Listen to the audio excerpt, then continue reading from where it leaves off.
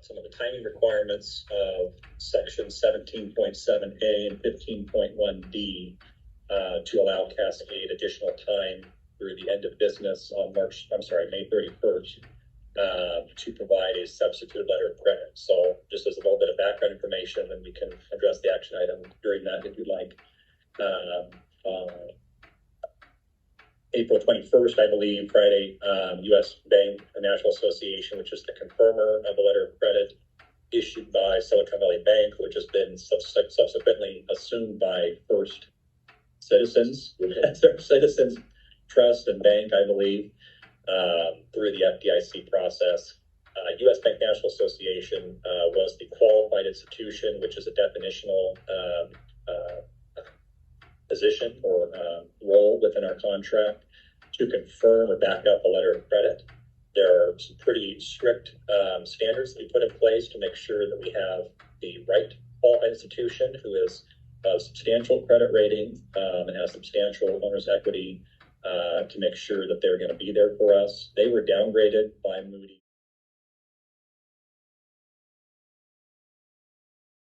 Make sure that they're going to be there for us. They were downgraded by Moody's on the 21st of April or so, among other banks, to A2 on the Moody's scale from A1, which was the minimum threshold.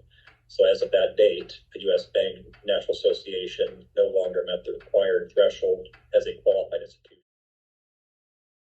Make sure that they're going to be there for us. They were downgraded by Moody's on the 21st of April or so, among other banks, to A2 on the Moody's scale from A1, which was the minimum threshold.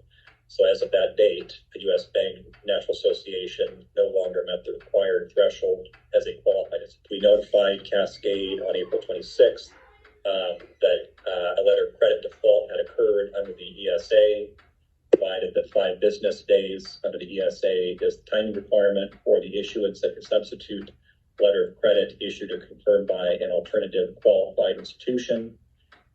We provided additional notice of a default under section 15.1D of the ESA on May 1st, yesterday, which simply is another iteration of basically failing to maintain performance assurance required in the contract, effectively putting Cascade on notice that they had to provide a substitute letter of credit issued and confirmed by a qualified institution.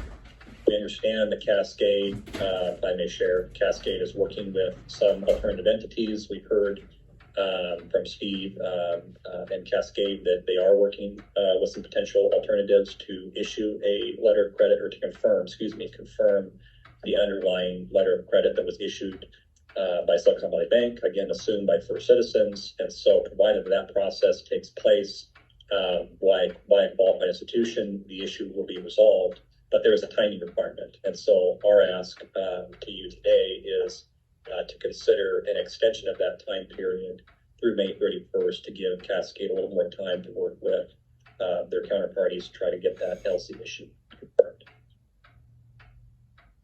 Any questions, comments? Ready for action? You take it up now, or you can wait if you prefer later in the meeting.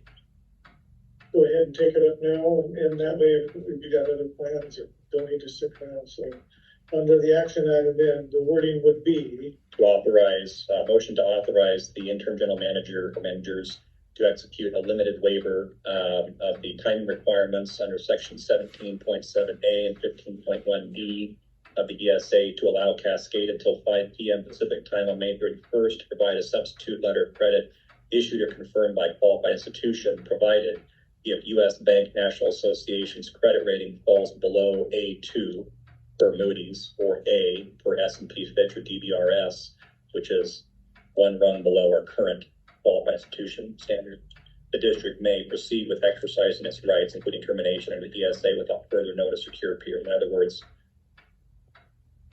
it's fine for the 28 days or whatever that time period is until May 31st. Keep it at where Moody's is currently holding them. If another institution were to fall to that same level, equivalent level, there'd be no issue. But if they fall below that A2 or A level, then we'd have concerns and be able to exercise further rights. I'll make that motion verbatim. Motion moved. Second that. And second, any further discussion? Hearing none, all those in favor say aye.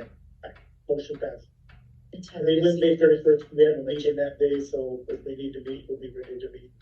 No, I think I appreciate that. And just for the record too, Tyler, I appreciate that proposal. Like, thank you so much. You know, Moody's is one of 4 different rating agencies, right? And so the other agencies could go follow them, but right now they're still saying that U.S. Bank meets that qualification. So it's 1 out of 4, right? Right. And likely they could follow suit. And it's also likely in today's banking world that First Citizens or First Development, I think it's First Citizens, gets bought by JP Morgan. They would buy all kinds of banks, and then that would satisfy the issue as well. So there's lots of different things going on. We haven't seen this type of issue countries for quite some time. Yeah, no fault to you guys, just welcome to the bank. But U.S. Bank is a solid bank. They got $44 million in equity.